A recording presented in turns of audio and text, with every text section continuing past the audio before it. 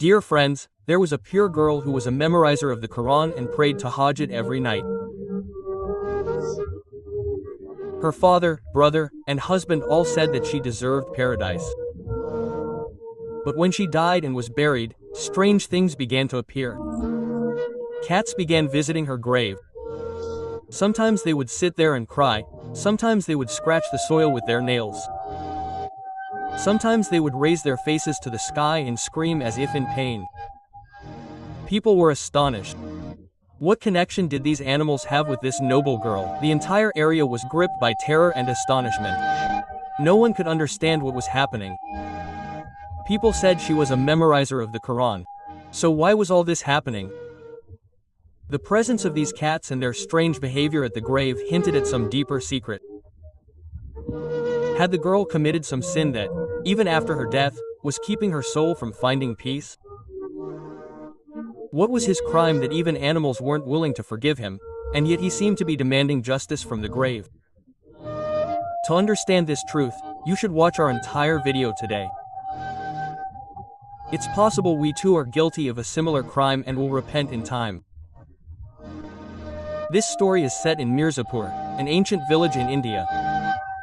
Lush green valleys, old banyan trees, and dilapidated mansions were the hallmarks of the village. Mirzapur was known for its peace and simplicity, but its streets held many untold stories. Standing in the center of the village was the old mansion of the Malik family, once a hub of gaiety.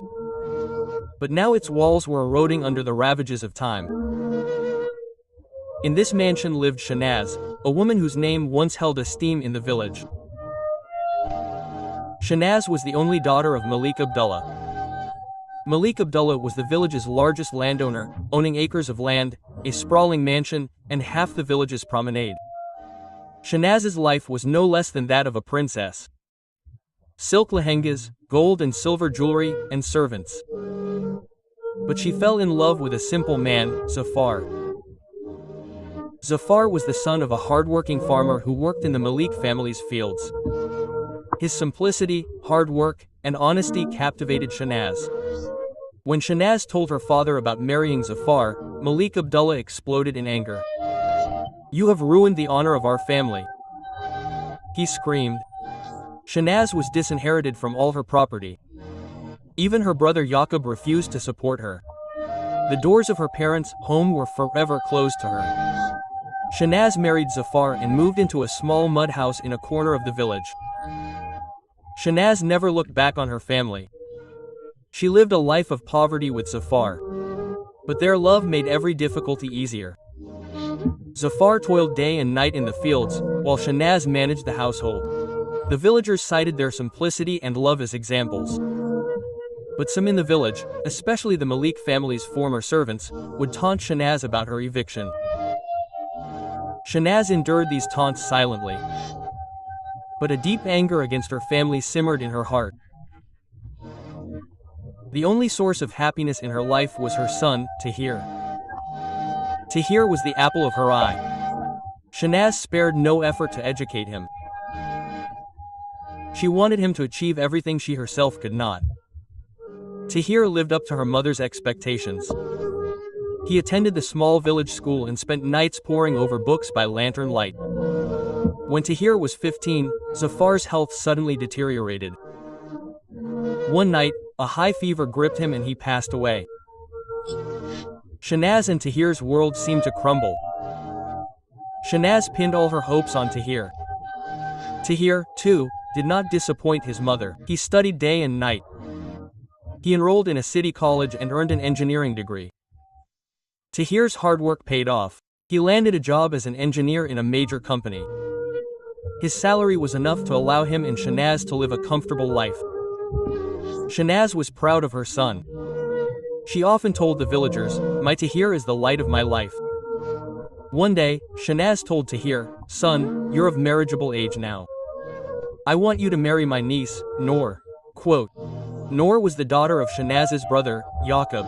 Yaqub had passed away, and his wife, Salma, was now alone. Noor was the sole heir to the vast estate, which included the Malik family's mansion and acres of land. Tahir agreed to his mother's words. He had complete faith in her. But Tahir didn't know that Shanaz had an old score to settle.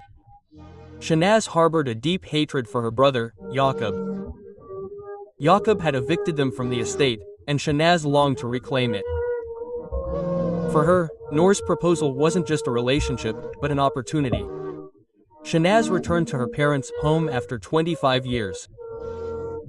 The mansion had become dilapidated, with cracks in the walls and weeds growing in the garden. Salma was ill, and Noor cared for her. Noor was a noble, simple, and beautiful woman. She was known in the village for her kindness. She distributed food to the poor, taught children, and recited the Quran in the mosque.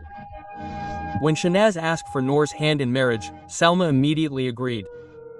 Salma believed this relationship would heal old grudges. But Shanaz had other plans. She wanted to take control of the estate by making Noor her daughter-in-law. Tahir and Noor first met in the mansion's garden. Noor was shy, and Tahir didn't talk much. But an unspoken bond developed between them. Noor's simplicity and Tahir's honesty struck a chord. Shanaz confirmed the alliance. Tahir and Noor were married with great pomp in the village. The mansion was decorated with flowers, lights, and colorful clothes. Noor wore a red sari, and Tahir looked elated in a sherwani. The villagers attended the wedding. The mansion reverberated with the sound of drums and the laughter of the guests. Noor moved into Shanaz's home. She took great care of Shanaz, treating even the servants with gentleness. The villagers praised Noor, but Shanaz had other plans. She saw Noor as a mere pawn through which she could acquire the estate. A month after their marriage, Salma's health deteriorated. One night, she passed away in the hospital. Noor was devastated. She missed her mother deeply and often wept silently. Tahir took care of her in every way. He loved Noor immensely. One day, Noor gave Tahir the good news: "I'm pregnant with your child." Tahir was overjoyed. Just 4 months into their marriage, Tahir's company decided to send him abroad for a year. Tahir didn't want to go. He told Shanaz, "Amma, Noor needs me right now. She hasn't recovered from the grief of losing her mother, and now she's pregnant. How can I leave her alone?" Quote. But Shanaz explained, "Son, this job is the result of your hard work. I will take care of Noor." Quote. Tahir reluctantly left for abroad. He wasn't happy abroad. He would talk to Noor on the phone every night, keeping her updated on her health and home. But Shanaz's behavior began to change. She began treating Noor coldly. Noor hid this from Tahir because she didn't want Tahir to be upset. Shanaz contacted Baba Zalim, a village magician. Baba Zalim lived in a dilapidated hut outside the village and was notorious for practicing witchcraft.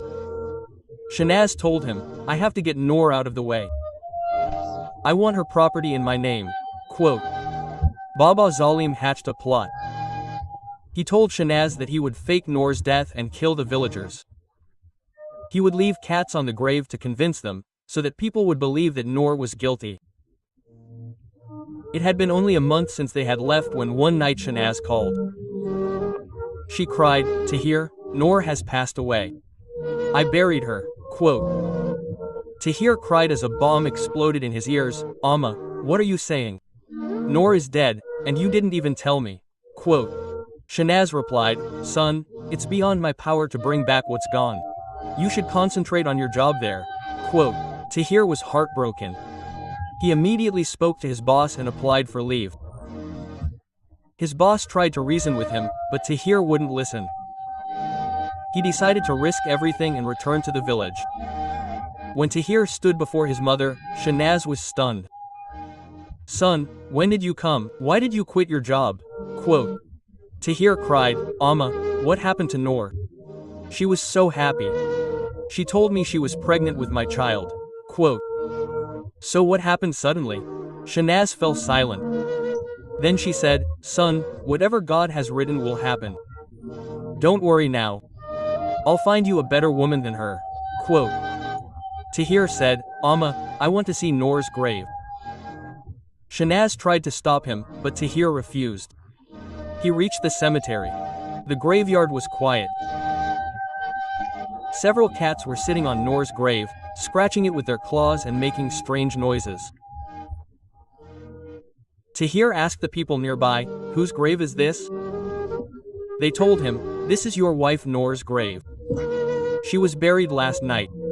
The cats have been coming here ever since. It's as if she's being punished after her death." Quote. Tahir couldn't believe it. Noor was a very pious person. She prayed Fajr every day, performed tahajjud, and recited the Quran. She never harmed anyone. So what was all this about? He spoke to the village Maulana Saeed. The Maulana said, "Son, sometimes Allah shows you the way in dreams. Listen to your heart." Quote.